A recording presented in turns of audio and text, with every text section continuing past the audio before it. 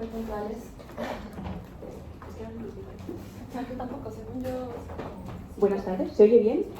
Sí, todo el mundo me oye bien. Bueno, desde Alibri agradecer a Aura García Junco por por estar hoy con nosotros aquí en Alibri presentando su nueva novela Dios fulmine la que escribas sobre mí. Muchísimas gracias. La compañera Luna Miguel, también escritora, así que todo un lujo tenerlas a las dos charlando hoy. Agradecer también a Sexto Piso, la editorial, que nos ha permitido acoger la presentación de hoy, también a Bookish, ya que es un evento que compartimos con ellos. Y nada, no me alargo más, que lo interesante son ellas. Luego, bueno, charlaréis vosotras dos, unos 40 minutos más o menos. Luego haremos turno de preguntas para todos aquellos que queráis comentar o preguntar. Y luego Aura os firmará ejemplares a todos los que queráis. Así que muchísimas gracias. No sé qué hacer. Bueno, primero voy a saludar.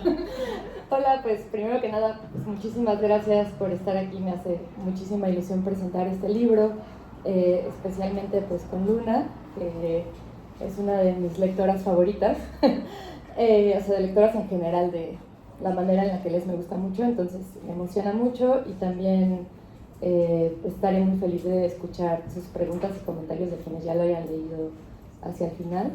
Y bueno, gracias a Bookish, a Libri, a Sexto Piso por hacer posible esta misión suicida que es presentar un libro fuera de tu país natal, que siempre es algo muy único en sí mismo.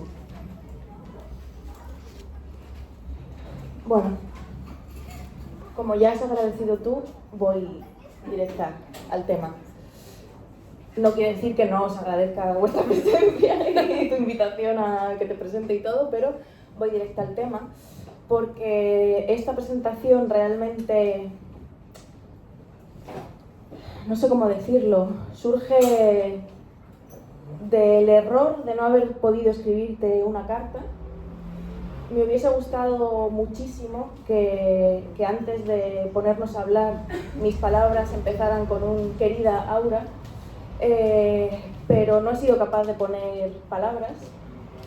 No quiero decir que no haya palabras para decir lo que quiero decir, pero sí que me costaba hilarlas.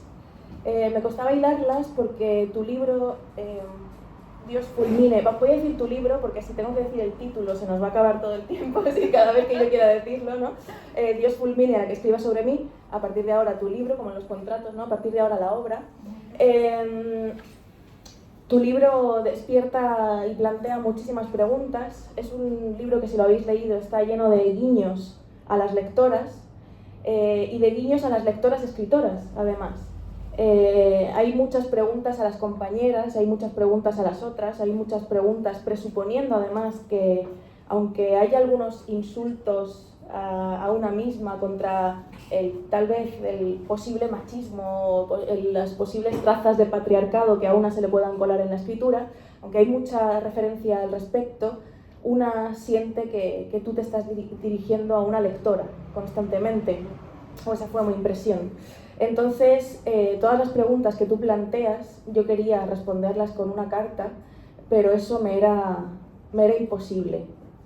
Me era imposible tal vez porque escribir una carta, decir un querida Aura, me obligaría a pensar en qué tipo de vinculación tengo yo contigo. Y ya que vamos a hablar, y que se habla mucho en este libro, de la familia y de qué significa leer con la familia, leer a la familia, sufrir a la familia que lee, me di cuenta de que el vínculo que tengo yo contigo es muy cercano al del hermanamiento, ¿no? No digo la sororidad porque creo que eso implicaría otros asuntos, ¿no? que no voy a tratar, pero sí hermanamiento, porque sí que creo que tenemos una sangre común que no hemos elegido, sino que nos ha venido dada, del mismo modo que no elegimos al cabrón de nuestro padre, sino que nos viene dado. De hecho, nos da él, entonces por eso nos viene dado, porque él nos ha dado al mundo, ¿no? Este hermanamiento que me ha venido dado se remonta a una feria del libro en Oaxaca, se remonta a noches de mezcal, se remonta a Madrid, se remonta a Ciudad de México, se remonta a ir coincidiendo en distintos lugares Y todos esos lugares nos han llevado a hablar de libros y de libros y de libros, y de sexo y de libros, y de alcohol y de libros y de amistad y algún cotilleo, y de Lolita, y de más libros, como si Lolita no fuera un libro, ¿no? Que sí, pero es algo más, y tú lo sabes.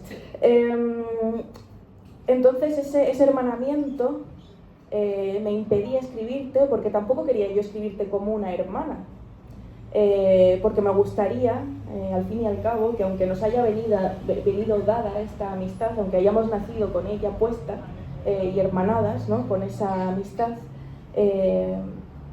igual que tú aquí matas un poco al padre, a mí también me gustaría matar un poco a esa idea de amiga, hermana, y poder pensar que este vínculo va más allá, ¿no?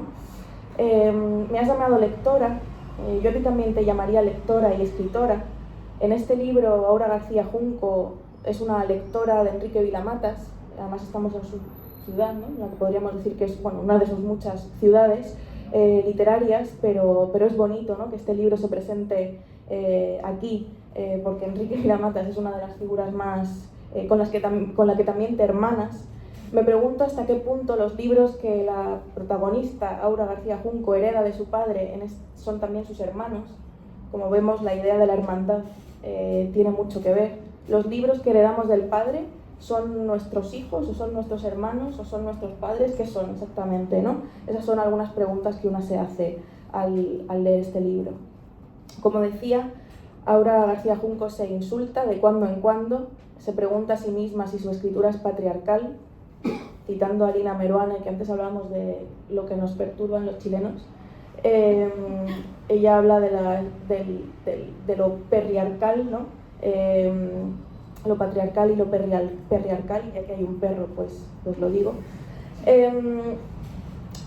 Citando, o sea, estas preguntas, ¿no? Estos autoinsultos que la narradora se hace, preguntándose si ella escribe patriarcal, me acuerdo de unas palabras, ¿no? de Sara Torres, escritora española, que no sé si conoces, pero te invito a que lo hagas.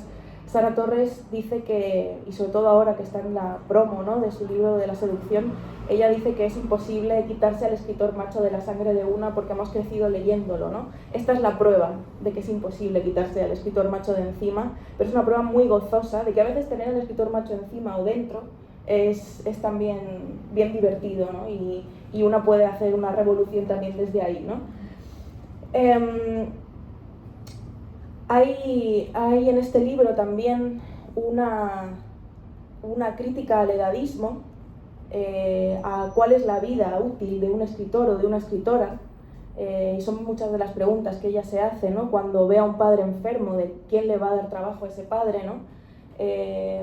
Ahí es cuando yo me digo que no es una escritura patriarcal, porque tantas veces nos preguntamos a nosotras mismas quién nos va a querer cuando ya no seamos jóvenes, pero pocas veces preguntamos quién va a querer a mi padre, tan poco querible, porque ya no es joven, ¿no? Ahí es donde se ve y donde se detecta que lo patriarcal no está en la sangre, al fin y al cabo, de Aura García Junco. Y otra de las cosas que quería destacar antes de empezar a hacerte preguntas es la constante tensión, ¿no? Del verse obligada a formar parte de una familia, o verse obligada quizá a formar parte de una generación, o verse obligada a formar parte de algo que normalmente son los otros los que lo deciden, ¿no? Pero yo creo que aquí hay una voluntad también, ¿no? De Aura García Junco de hacer no solo una genealogía, como decía, ¿no? Citando y releyendo y retomando referentes tanto del padre como suyos, sino también una apertura, ¿no? a esas miradas de las compañeras, ¿no? Y ahí es donde vuelvo a las preguntas que haces, que las voy a leer.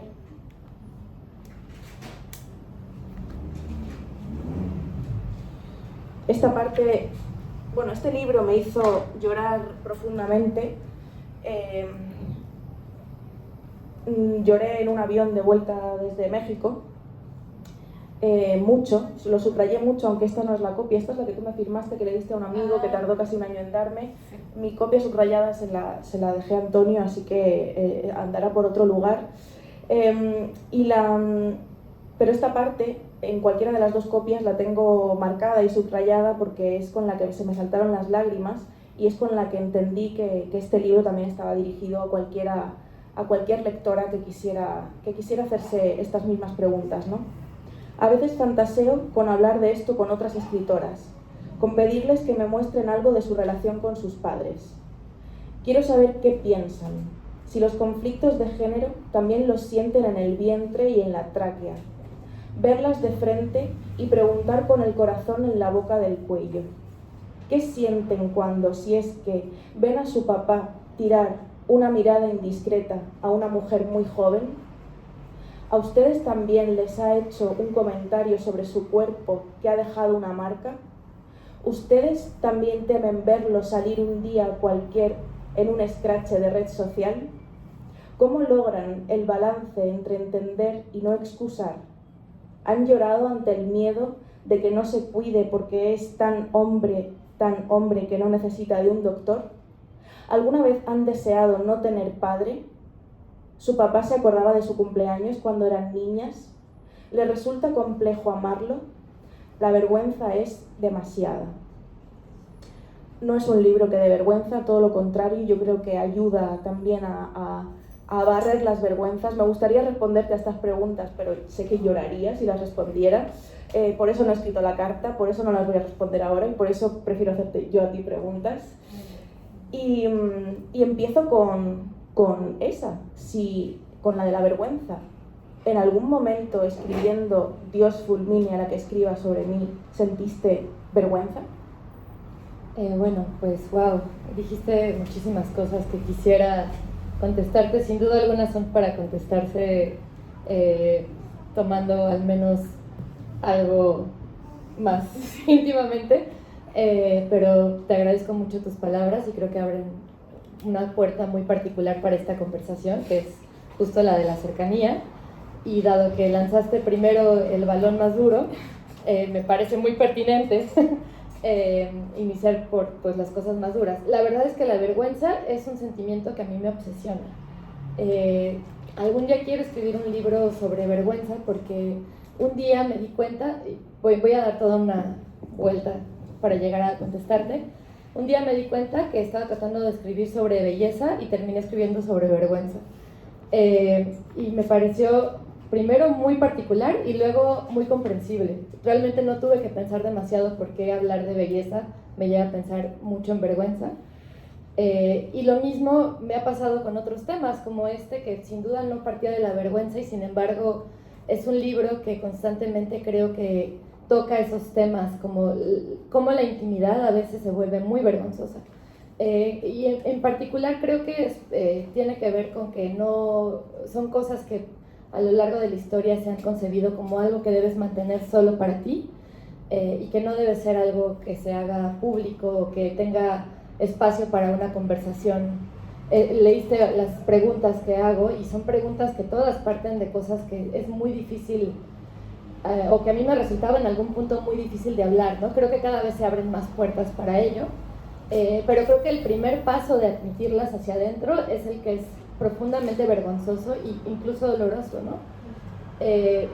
O sea, cuando llegué a hablar con amigas, por ejemplo, esta pregunta de si temes que tu papá salga en un scratch de red social, que a mí me parece brutal porque muchas amigas se la han hecho, ¿no?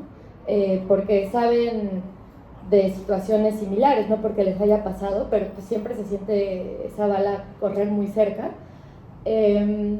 Y al mismo tiempo pues está la contraparte que también me parece muy fuerte, que es la de entender, pero no excusar, o a veces excusar un poco más que entender, porque yo creo que las dos cosas son reversibles y son dos cosas que constantemente hacemos en nuestras relaciones. Hay cosas en las que nunca vamos a coincidir con la gente a nuestro alrededor, pero no tiene por qué ser siempre, en algunos casos, como un tema que nos aleje tanto así, ¿no? Pero bueno, regresando, dando la vuelta a tu pregunta, sí, con frecuencia mientras escribía para mí fue muy difícil seguir y especialmente tuve que hacer un esfuerzo muy grande por callar esa voz interior que me decía qué va a pensar la gente cuando lea este libro. Y para callarla lo primero que pensé fue, pues escribir no es publicar, así que primero escríbelo, porque si no, no va a haber nada, o sea, y luego pues ya ves, ¿no? O sea, como que me decidí tomarlo de una manera mucho más pausada, ir viendo cómo me sentía. En este libro en particular me resultó muy importante tomarme los tiempos que quisiera para tomar decisiones importantes, la más importante de ellas, si de verdad quería que fuera un libro que alguien más leyera. Desde el inicio hubo lectores y lectoras porque tenía una beca y tenía que mandar adelante, entonces ahí no había. Y también me sirvió como un buen espacio para calibrar qué tanto esto que a mí me estaba resultando tan vergonzoso y tan íntimo sonaba para otras personas de otra manera, o sonaba igual, o cómo. Entonces verdaderamente fue muy útil tener ese contrapeso para mi propia locura interna, porque pues sí, había días en que decía, ¿qué estoy haciendo? O sea, no solo era doloroso escribir sobre el tema y tener que tener un diálogo con mis emociones respecto al duelo, que era pues de por sí abrumador y difícil, sino que era mucho más complicado pensarlo hacia afuera, ¿no? Y creo que hasta que no estuvo publicado el libro no terminé de tener ese debate de si debía publicarlo. O sea, incluso ya se iba a ir a imprenta y sí, creo que despertaba, había días que despertaba y decía, creo que puedo todavía decirles que no. Qué bueno que no lo hice porque hubiera habido como 17 personas muy enojadas conmigo, personas importantes para mí además. Pero sí, o sea, yo creo que es uno de los grandes centros alrededor de los que orbita todo el libro. Ya me lo has respondido un poco con esto último que has dicho, pero ¿cuál es el momento, ya que escribir no es publicar, frase que nos podríamos hacer camisetas con ellas, sobre todo cuando nos invitan a dar talleres de escritura, y la primera pregunta es ¿cómo publico?, ¿no? Esta idea equívoca, ¿no?, de que todo lo que sale de la pluma de una tiene que publicarse, sin reposar y sin descansar. Aparte de la beca, aparte de que nace, ¿no?, con una voluntad, ¿no?, de que pueda ser compartido y de que pueda ser leído por los otros, ¿cuál es el momento en la escritura del libro que tú dices, sí, verdaderamente este es el libro? Existe ese momento. No sé, o sea, creo que lo que sí hice, y me parece que tiene que ver con lo que tú dices, es dejar un año el libro sin abrir. Porque igual ese año todo el tiempo estuvo flotando la pregunta de ¿lo voy a publicar? Ya lo habían leído algunas personas en partes, nunca completo, pero sí me hacía falta tener la distancia suficiente para entender si esto era de verdad un libro. Había tenido muy buen diálogo con las personas que lo habían leído. Creo que desde el inicio este es un libro que tuvo una suerte muy grande. O sea, yo creo que con nada que haya escrito yo había encontrado que la gente se relacionaba en un diálogo tan profundo, incluso desde el momento de la escritura, como sí sucedió con este libro, ¿no? Entonces eso claro que fue un gran aliciente que me hizo pensar en publicarlo, pero de todas formas dije, tengo que dejar un año, que esto tenga su propia vida, que ya lo pueda leerme a mí misma como un personaje. Ya lo podía hacer un poco mientras escribía, pero sin duda ese año fue lo que resultó en que pudiera ser el tipo de edición que requería un libro así. El tipo de edición que requiere un libro que parte de la propia experiencia, a mí me parece muy difícil de ver, porque tienes que simplemente alejarte lo suficiente para decir sí soy, pero no soy. O sea, esta frase de Vilamatas que abre el libro, que dice que quizás la literatura es crear un doble, para mí fue esencial, como que casi que eso quería hacer una playera que dijera que quizás la literatura es hacer un doble, porque a veces pues tenía la tentación de dejar cosas en el libro que no tenían nada que ver con hacer un libro y tenían más que ver con hacer un diario. Igual, seguro que se quedaron muchas cosas ahí porque hay una miopía inherente de escribir, lo que sea, cualquier género, ficción o no ficción, pero ese año me hizo tener la certeza de que lo que estaba haciendo era un libro, y me hizo tener la capacidad de ordenarlo diferente y de hacer que hubiera una estructura que subyaciera a lo que ya tenía escrito, que eso también me parece interesante, que parece ser que un libro de este tipo no tiene una estructura pensada, y esa es la magia, yo digo, al menos a mí me lo parece en todos los libros autobiográficos que me gustan mucho, siempre hay una estructura muy pensada debajo, que muy seguramente alguien se rompió la cabeza haciendo durante un tiempo, ¿no? Digo, seguro habrá quien se despierte y escriba el libro perfecto, pero la mayor parte de las veces todo es un trabajo muy arduo de edición y reedición, y ese año fue esa perspectiva. Me has hecho pensar en esta cosa del diario versus el libro, al que no sé qué género antes. La compañera lo ha llamado novela, no sé cómo lo defines tú, porque yo todavía no sé cómo definir este libro, ¿no? Está bien que un libro no tenga género, está chulo. Me has hecho pensar en el trabajo creativo de Annie Ernaux, que por cierto llega mañana o ya estará en Barcelona ya, y yo como una pringada no he conseguido ni una sola entrada para ir a verla, pero estoy contigo y me gusta más. Y Annie Ernaux tiene este proceso también, y se ven algunos de sus libros, que escribe el libro y luego el diario sobre la escritura del libro, ¿no? Y a saber si tiene el diario del diario del diario del diario del libro. Esa mujer nos puede dar cualquier sorpresa en cualquier momento, ¿no? Pero una de las cosas que me fascina de ella es precisamente el orden y el ritmo que tiene la escritura del yo, ¿no? Tú ya tenías un libro previo que también inclasificable. Bueno, todos tus libros son inclasificables, eso para empezar, ¿no? Pero yo me estaba refiriendo al del día en que descubrí que no sé amar. Deberías poner títulos más cortos en tus libros, por favor. Jamás. Cuesta mucho no atropellarse mencionando tus libros.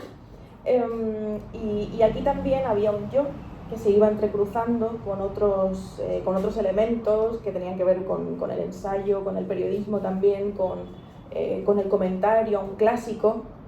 Y la verdad es que releyéndolo antes de venir para acá, ¿no? y después de haber disfrutado este año de la obra, cuyo título largo no diré, pensaba precisamente en esa estructura y en qué había cambiado, qué había cambiado para ti de la escritura del título largo 1 al título largo 2, teniendo en cuenta la obsesión precisamente por esta forma, ¿no? Porque el título largo 1 cuenta con inicios, con frases de Ovidio que luego tú vas desgranando, etcétera. Entonces hay una ordenación muy particular también y muy bella de las ideas, ¿no? Alrededor de estos juegos.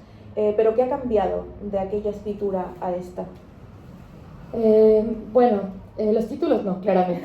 Eso se ha mantenido estable. Si tiene menos de 3 palabras me siento vacía, entonces tengo que ir a terapia y tratarlo.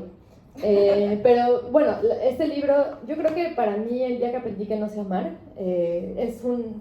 sin ese libro no hubiera podido escribir este, porque ese libro partió de la idea de hacer una investigación sobre amor en la que nunca concebí de inicio que yo hubiera sido un personaje que entrara en el libro, y sin embargo cuando empecé a escribir, previsiblemente ahora lo veo, lo primero que escribí fue una experiencia que tuve en una cita en la que alguien me dijo que no sabía amar, que nunca me había enamorado, y fue esa la llave que me permitió escribir el resto del ensayo, que era mucho más investigativo y mucho más de ir recabando datos y de hacer entrevistas y demás.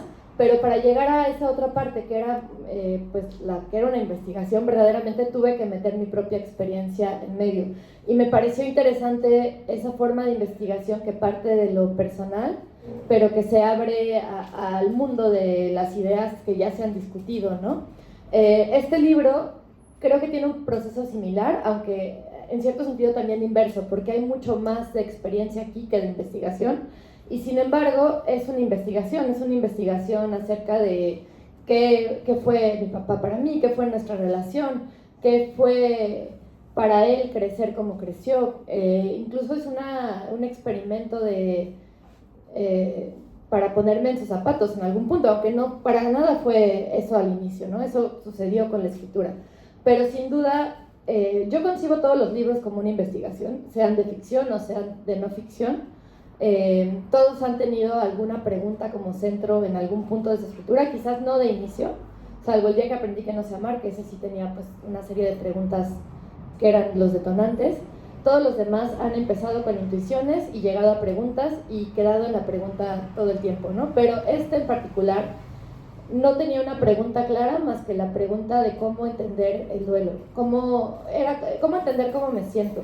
Ni siquiera era tan claro, era como, estoy en esta situación en la que no pienso casi en lo que pasó y sin embargo está atravesando todos y cada uno de los días de mi existencia. ¿Qué hago para que esto vaya hacia otro lugar? Eso era lo único que había, pero también tiene en tu centro la idea de que sea un libro de preguntas y que las preguntas sean lo que hile la narración, ¿no? Y de nuevo, pues el día que aprendí que no sé amar es lo único que me posibilitó escribir este libro, que yo considero 80 veces más difícil en todo sentido, ¿no? En parte de la investigación, creo, más evidente en este libro, que también está, como has dicho, en todos tus libros, pero en este es el tema también que lo vertebra, ¿no? Es la construcción de una bibliografía. Por si no sabéis de qué va todo lo que estamos diciendo, una mujer hereda una biblioteca de su padre fallecido y tiene que decidir qué hacer con todos esos libros.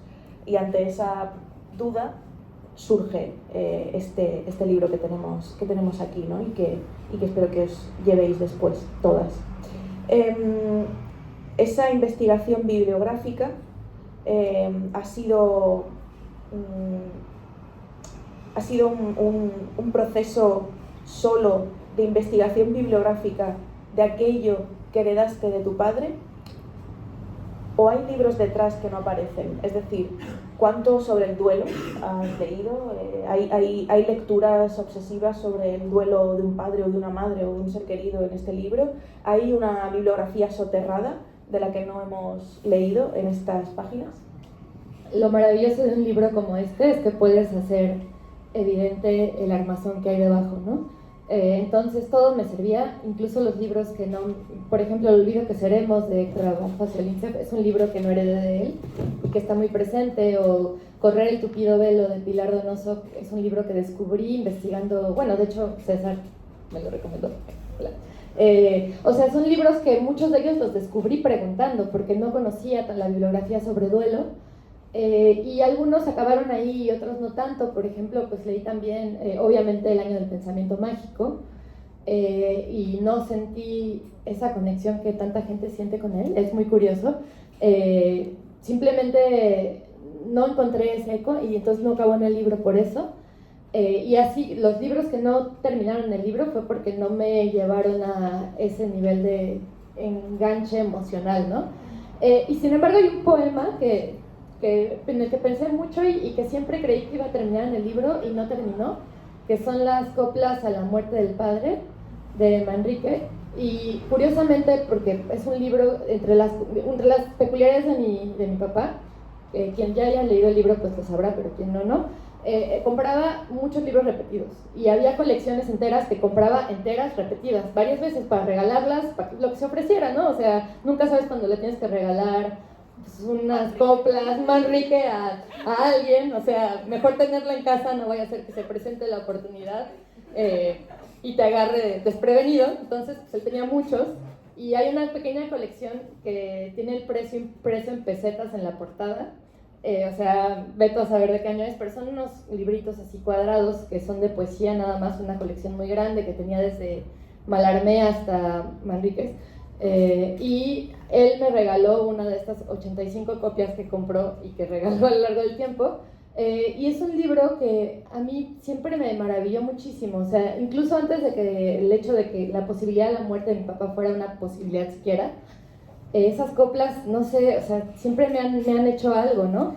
Vienen también, se conectan mucho con una tradición de poesía renacentista que a mí me encanta. Y todo el tiempo, te digo que yo creí que iba a llegar al momento en el que pudiera meterlas en algún maldito lado en el libro, pero al final yo las considero una especie de subtexto que está ahí, que es como una especie de este libro, no es tal cual eso, pero hay algo de respuesta a esas coplas, y me parece estar bien que no hayan logrado meterlas, ¿no? Que sean como mi pequeño secreto, no tan secreto porque estoy aquí diciéndolo sin empacho alguno, pero están ahí. Y así hubo varios libros que no terminaron adentro, pero la mayoría sí, y eso es eso me gusta mucho, que sí, como dices, es la constitución de una bibliografía propia, y también creo que hay algo de manifiesto de lectura, ¿no? O sea, de manifiesto de cómo se lee, cómo leo yo los libros o cómo los leo en algún momento. No siempre leemos igual, yo creo. Yo creo que hay momentos en particular en la vida que te llevan a un lugar emocional en el que las emociones están a flor de piel y lees de una manera en la que no vas a leer nunca, ¿no? O sea, lees desgarradamente o lees queriendo verte todo el tiempo en las páginas, y quizás en otro momento en el que estés en una templanza más grande puedes leer de otra forma, pero sí creo que hay un poco de manifiesto de lectura aquí. En este manifiesto de lectura, en esta bibliografía presente, hay Italo Calvino va apareciendo por ahí, ¿no? Y cuando has dicho lo de que tú buscabas la belleza pero encontrabas la vergüenza, de la B a la V, ¿no?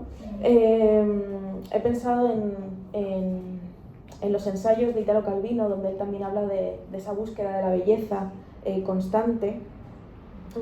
Y ya que he citado a la idea del escribir patriarcal de la que tú hablas y del escritor macho al que se refería Sara Torres, y ya que he citado a Italo Calvino y ya que he citado también a Enrique Vilamatas, ¿cuál es tu relación con todos esos machos que te conforman? En este momento es una excelente relación. No platicamos de política en la cena, platicamos solo de literatura, nos peleamos de todas formas, pero bien, o sea, llegamos al final de la cena sin que nadie se despeluque tanto.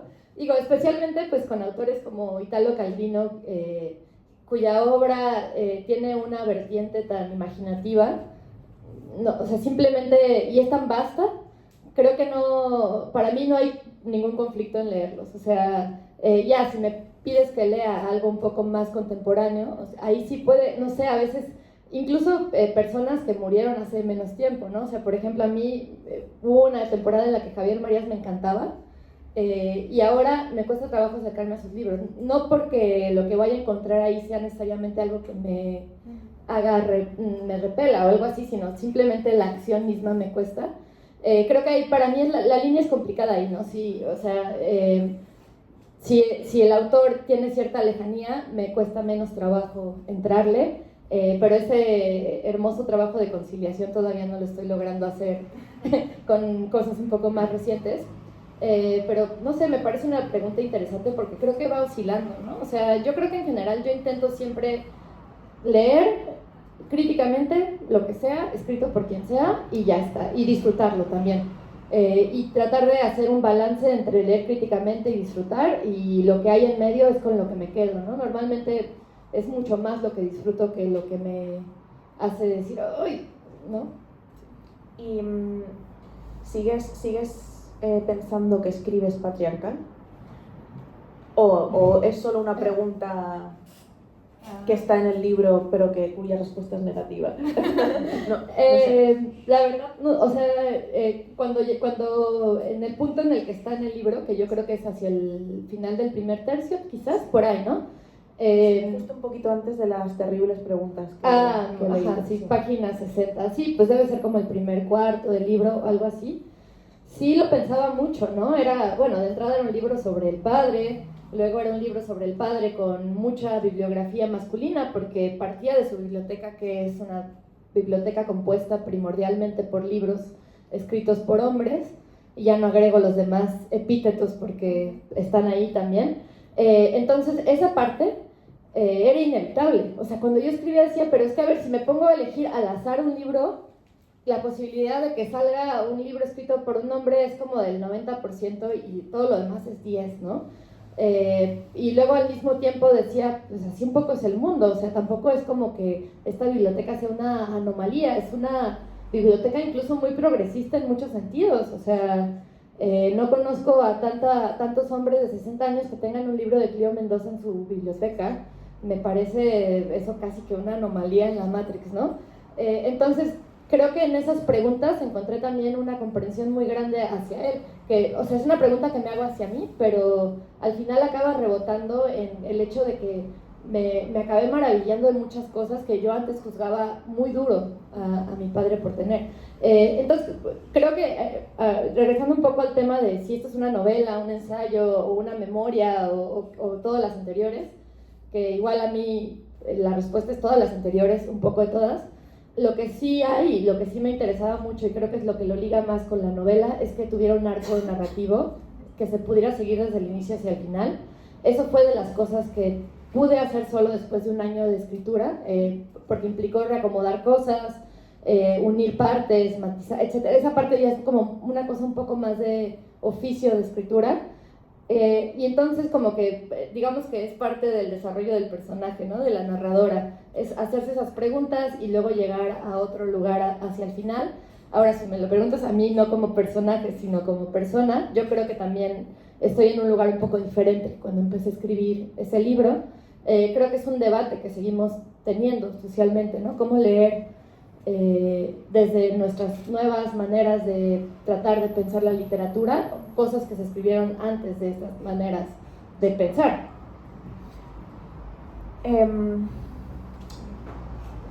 Tratas de conocer tu personaje, la narradora trata de intentar conocer o reconocer o reconciliarse quizá con el padre a través de sus libros, intenta hacer un retrato de él a través de la biblioteca que ha dejado.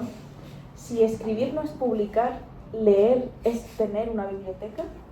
¿O crees que hay cosas de tu padre como lector que estaban fuera de esa biblioteca? O sea, si pensamos, o sea, si desmaterializamos el mundo, ¿no? Y escribir no es solo publicar, ¿no? Leer puede, o sea, de la lectura del padre pueden haber, hay cosas que tú recuerdes de tu infancia o de su manera de estar que no hayas, que finalmente no estén en esa biblioteca física, material que quedó. Es difícil decirlo.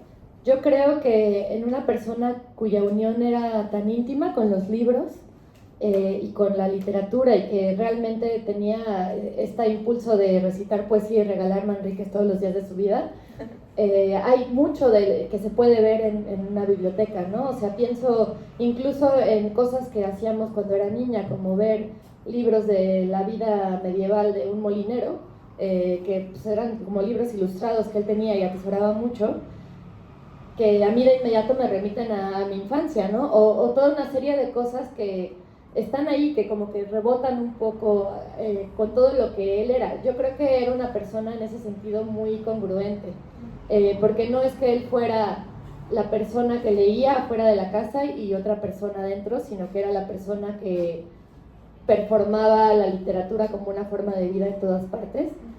Y sin duda pues hay otras cosas que no están ahí, ¿no?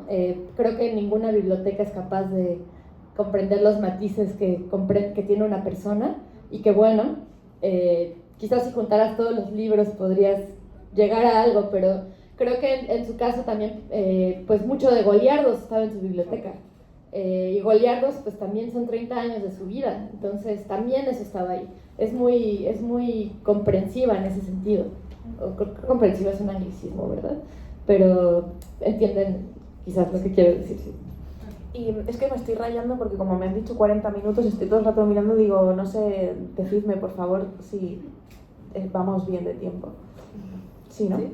Vale, pues voy a, dicho esto, voy a preguntarte a ti, que Dios no lo quiera, si hoy mueres y a cualquiera de nosotros nos toca, por designación divina, ir a tu biblioteca y tener que reconstruir a Aura García Junco a través de su biblioteca, ¿cuál crees que sería el mayor reto al enfrentarnos a tu biblioteca?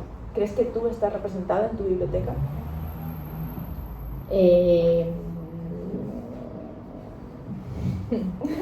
Creo que no del todo.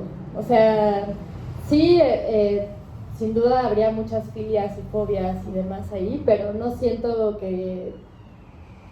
Bueno, tal vez un poco. O sea, al menos habría mucho de lo que a mí me importa y me gusta, pero revuelto con muchas cosas que no me importan ni me gustan, ¿sabes? Entonces, como que la persona que lo viera tendría que ser Las novedades de Planeta y de Penny Random House que no dejan de llegar aquí. Efectivamente, ¿no? sí. Para ver si lo resumes, varios kilos de libros jamás leídos que nunca entenderé cómo llegaron a mi casa y quién les dio mi dirección, pero pues ahí están tocando a la puerta un lunes en la mañana. Pues ahí están, ¿no? O sea, como que habrá muchas cosas que llegaron de maneras insospechadas, también pues cosas que gente muy amablemente te regala en ferias del libro, pero que son como cosas que son de medicina y cosas francamente muy azarosas que llegan a tu biblioteca, que seguramente pues tú lo entenderás, de repente pues te regalan libros que significan mucho para una persona y tú los conservas, pero pues son de cosas que nunca en la vida habías leído que existían, ¿no? Entonces, creo que hasta eso habla de ti, porque habla de un trayecto en el que te cruzaste con todas estas personas, pero ahí para que la persona que lo vea lo sepa es básicamente imposible. Requeriría un acto de imaginación más que de conocimiento, ¿no? Yo creo que mucha de nuestra biblioteca es mucho azar, y eso me pasó con la de mi papá. Había cosas que claramente no eran azarosas. Si tienes 6 libros de Rodrigo Fersán, ahí no hay nada de azar, o sea, fuiste diligentemente comprando uno por uno. Pero si de repente tienes la ridícula idea de no volver a verte, como es el caso de mi papá, y lo tienes subrayado con un subrayado que no es el tuyo, pues tal vez ahí hubo un poco de azar, ¿no? Y pues yo por azar también llegué a ese libro y me di cuenta de esto, pero creo que es difícil incluso notar esos matices. Como creo que ya he superado los 40 minutos que se me han dado para esta conversación, os voy a pedir que vayáis pensando preguntas, pero aprovecho mi privilegio de estar aquí y te voy a hacer yo otra más, pero id pensando las vuestras. Me interesan todas las fricadas alrededor de los libros. Te preguntaría que si los subrayas, que si doblas las páginas, que si metes flores, que no sé, todas las barbaridades que puedes hacer a un libro. Estaría horas preguntándote eso, pero lo que me gustaría preguntarte ahora tiene que ver con la herencia y tiene que ver con cómo en esa herencia de una biblioteca, en ese amigo que te regala un libro, en ese libro que te encuentras o que es de otra persona, o en ese libro que robas o que te quedas por azar de la biblioteca, o cualquier cosa, ¿no? Cualquier cosa que pueda pasar, que de repente recibes un libro que no tenía que ser tuyo, ¿no? Como a lo mejor esta biblioteca, que incluso existe esa pregunta, ¿no? De por qué la he recibido yo, ¿no? ¿Por qué me ha tocado a mí esta biblioteca, ¿no? Si subrayas, si toqueteas, si manipulas los libros, ¿qué haces con los libros heredados? ¿Los subrayas, los manipulas, los toqueteas? ¿Los vuelves tuyos o quieres que se queden con la esencia de la persona a la que pertenecieron? Me cuesta más trabajo subrayarlos. Sí, eso es cierto y lo he notado. También es cierto que los libros de papel viejo se subrayan muy mal, son muy porosos y el lápiz hace un sonido así como horrible, que es casi una tortura. Entonces también te la ponen fácil para mantener. Es como si te dijeran, no, hazte para atrás, no me toques. Pero no, sí me cuesta mucho más trabajo con los libros heredados. Con algunos sí, ya los he empezado a subrayar. Los de Fresán ya tienen subrayados míos y de mi papá también, o sea, como que ha habido ahí una mezcla. Los de Vilamatas igual, o sea, algunos que siento muy cercanos sí me dan ganas de subrayarlos. Aunque ahora, no sé, como que pasé por una época de subrayar descaradamente los libros con marcador y así, y poner notas, y ahora me están dando otra vez más pudor hacerlo. No sé por qué, como que va y viene eso, ¿no? No sé. La ansia asesina, ¿no? Sí. El acribillamiento de libros. Venga, os toca. Seguro que tenéis muchas preguntas, porque sé que además ha habido un club de lectura de este libro y que... No sé si Igual y puedo... ¿Así? Digo, te quería decir ahora que me gustó muchísimo el libro, es un libro que he regalado en varias ocasiones. Y hay dos cosas que te quería preguntar. Una es que una de las herramientas que utilizas es el sentido del humor, digo, es decir, a pesar de que es un libro sobre el duelo, el sentido del humor está muy presente. Entonces, bueno, quería preguntarte cómo trabajaste con eso, fue algo de manera espontánea, fue algo que intentaste provocar. Y por otro lado, bueno, el padre, la narradora y la narradora comparten oficio, pues son escritores, escritor y escritora. Sin embargo, el padre, y una de las partes que son muy interesantes, es un personaje que decidió habitar la literatura en los márgenes, digamos, como en la insurgencia, que eso también es algo, como una de las partes más entrañables del personaje. Entonces, bueno, también desde tu experiencia ahora como escritora publicada, etcétera, ¿cómo sientes eso? ¿Cómo ves ese personaje que vivía ahí? Excelentes preguntas. Muchas gracias. Pues, a ver, la primera, lo del sentido del humor. Creo que para mí el sentido del humor es muy importante en todos mis libros. Solo el primero no tiene sentido del humor, pero es que creo que estaba aprendiendo cuál era lo que yo quería hacer mientras escribía. Y tener sentido del humor cuando escribes, siento que es como algo que tienes que desbloquear. A mí al menos no me vino de manera natural.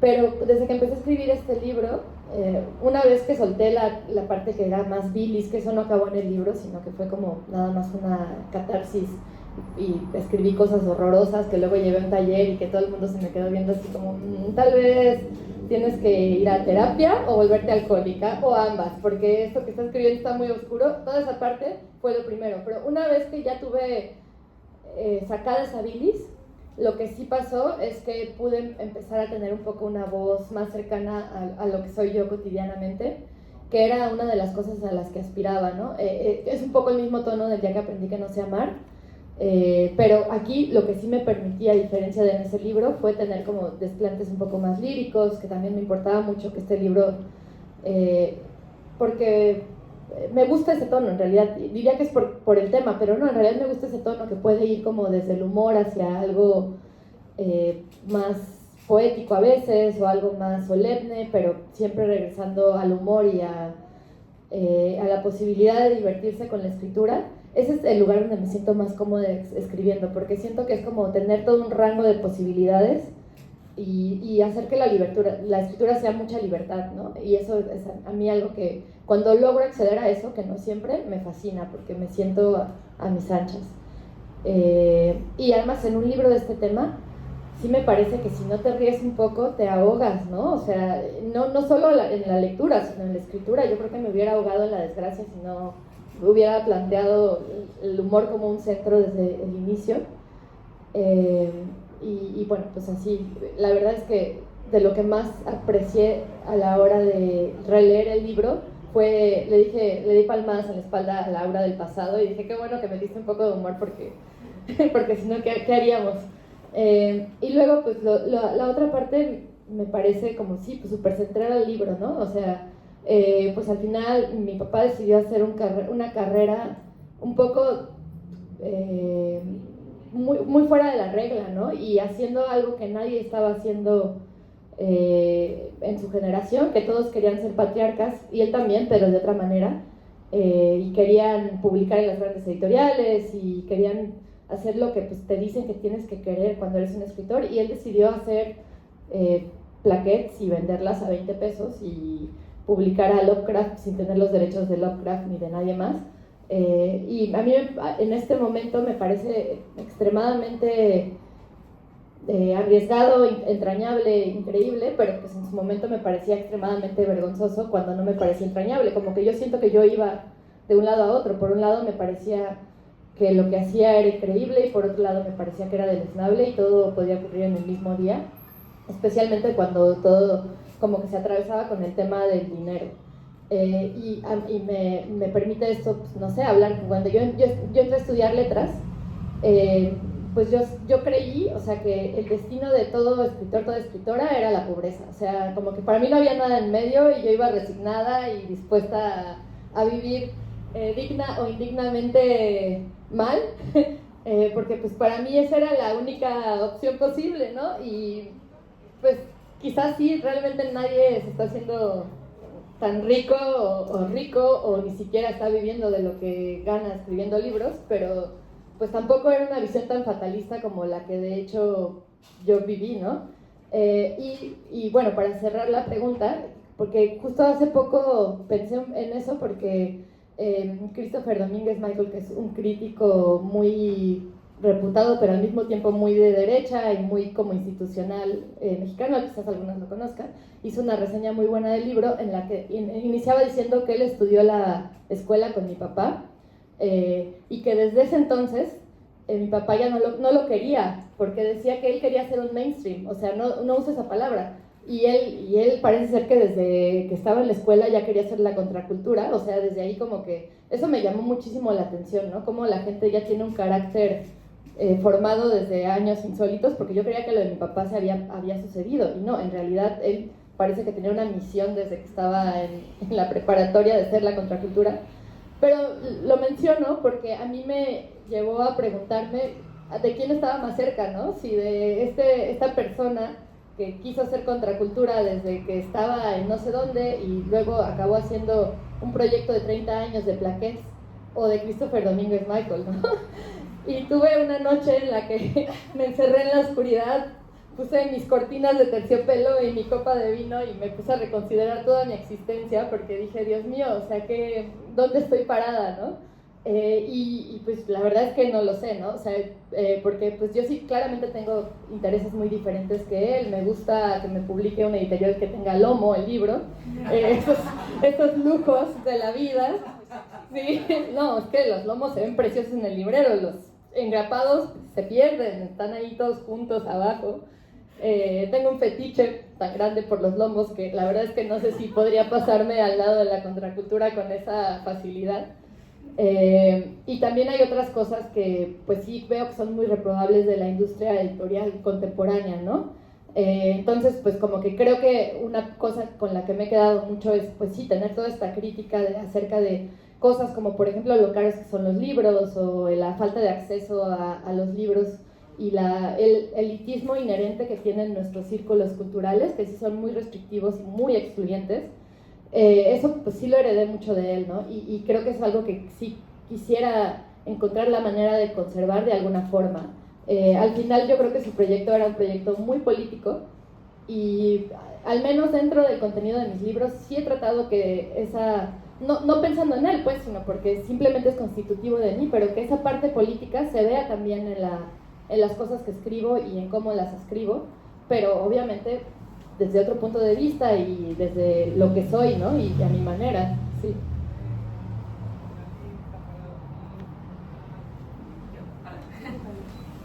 Yo te quería preguntar si retomaras esta costumbre de tu papá de comprar muchos de un libro y irlos regalando por la vida, ¿qué libro regalarías? Está fácil porque llevo recomendando el mismo libro muchísimo, y de hecho lo recomendé hace exactamente 10 minutos, que es Pequeñas desgracias sin importancia, de Miriam Toews, porque me parece una novela increíble y perfecta. Y nada más por eso, no tengo ninguna otra motivación, no creo que le vaya a cambiar la vida a nadie, no creo que vaya a hacer nada más allá de acercar un libro que yo considero perfecto a alguien, sí. Pues yo no estoy tan seguro, Paula, de querer hacerte alguna pregunta, aunque quizá me sorprenda mientras hablo. Yo quería tal vez compartirte mi entusiasmo y de alguna manera con eso agradecer de este libro, porque aunque va a sonar súper trillado lo que te voy a decir, me he sentido súper conectado con tu obra, porque llevo viviendo casi 3 años ya una suerte de, vamos a llamarlo bloqueo, que es una cosa muy parecida a la incapacidad de la que parece transmitir algo de tu libro, que finalmente conseguiste romper decidiéndote materializar la obra, y ahora estoy escuchando no sin mucha dificultad. Eso es algo que yo hasta la fecha no he podido hacer aún. Es un dolor. A mí, yo perdí a mi madre y la perdí además en esta pandemia horrible que acabamos de superar, y fue y sigue siendo una experiencia muy dura, de la que creo que también inevitablemente en algún momento tendré que sentarme a escribir. Y hasta que llegué a tu libro tenía la sensación de que no era posible. Es verdad que estaba haciéndome bien pendejo y dándole vueltas al dolor, dándole la espalda. He querido también ignorar otras lecturas que me apuntaban en esa dirección, y fue un encuentro muy casual, porque yo no sé si un día sabía de qué iba, no tenía idea. Tuve la oportunidad de escuchar a uno de tus editores en clase, nos habló muy bien de tu libro, y luego me di cuenta de que eras una de las escritoras en la lista de Granta, y dije, bueno, claro, tengo que leer en algún momento. Después descubrí que lo que hablabas, y has conseguido hacer algo que me estaba costando mucho trabajo vencer, que era ese temor. Tal vez, y no me lo digo con demasiada seguridad, pero al menos me invitas a ello, a través de tu escritura, me doy cuenta de que sí que hay una vía. Creo que he venido hoy aquí a compartir un poco de ese agradecimiento y del entusiasmo que me está produciendo.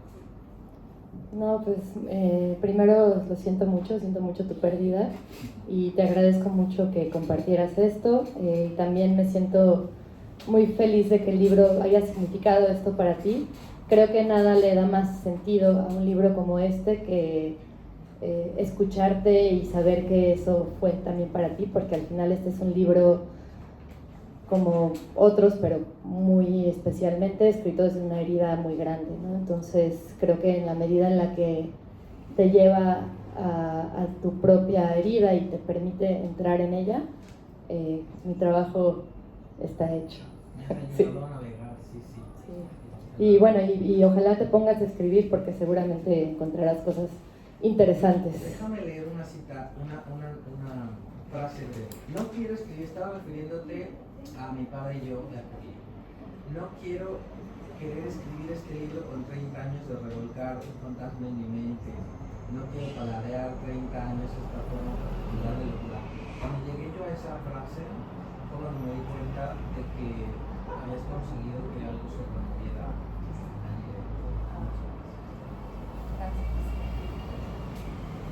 A mí me llamaba mucho también la atención esto porque cuando lo leía sentía que, como dice Lina, el libro tiene como muchas preguntas, pero que igual no, pero como yo como lectora pensaba como que el libro se iba haciendo a través de sus propias preguntas. Y una de las preguntas que me quedaron fue si a ti te quedaron preguntas en el tintero al acabar el libro que luego den pie a seguir hablando de algunos de los temas que orbitan en el libro. Una pregunta de preguntas.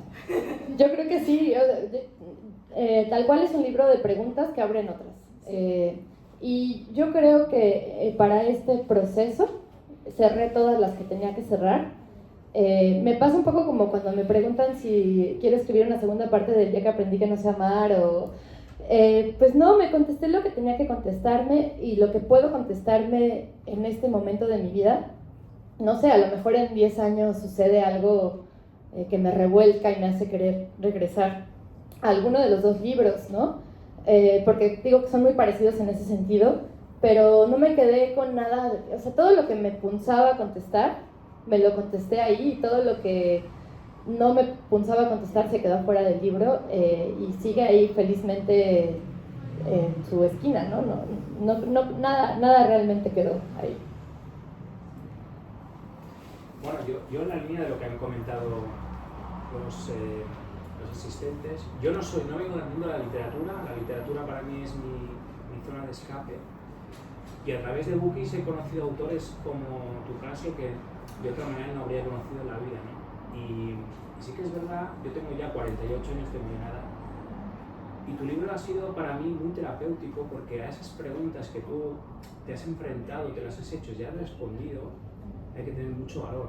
O sea, yo, sobre todo, es aquello, no he tenido nunca ese valor. La relación con mi padre también fue muy complicada, sin entrar en detalles. En muchos pasajes del libro me he sentido identificado, pero yo no tuve ese valor.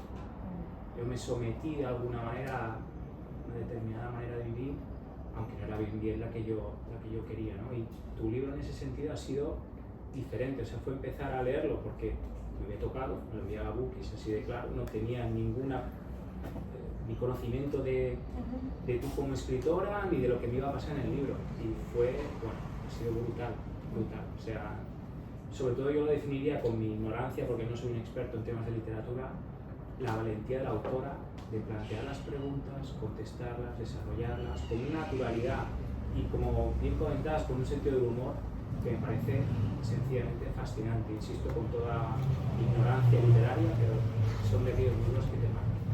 Ay, no, pues te lo agradezco mucho y qué maravilla que Bookish exista y permita que se abran estos caminos.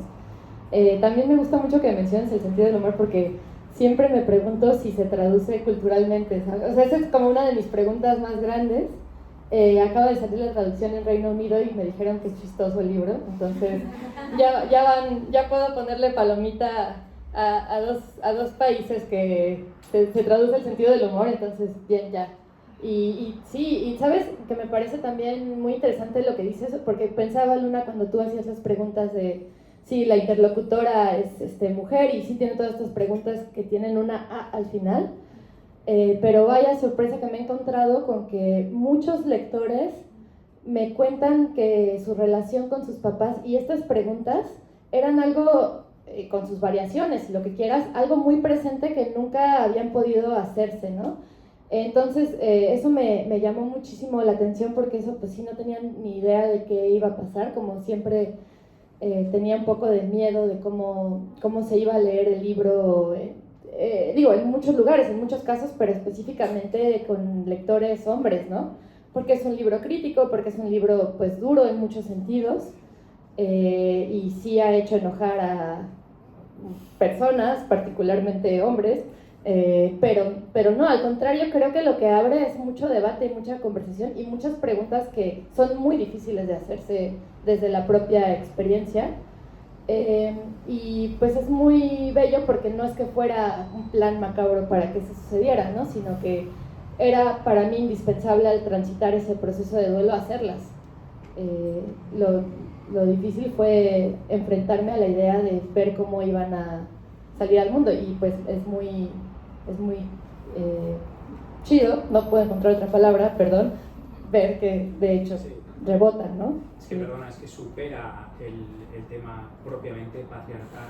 O sea, para mí es un elemento que está en el libro, es evidente, pero es que te enfrenta con la relación con tu padre, con independencia del género que tengas. Sí. Y esa valentía, insisto, es lo que más me sorprendió de todo el libro. Muchas gracias. ¿Alguien más o tú ya estabas de qué? Pasamos ya la firma ¿Sí? de tiempo, igual si os queda alguna pregunta pendiente os la podéis. Bueno, vale.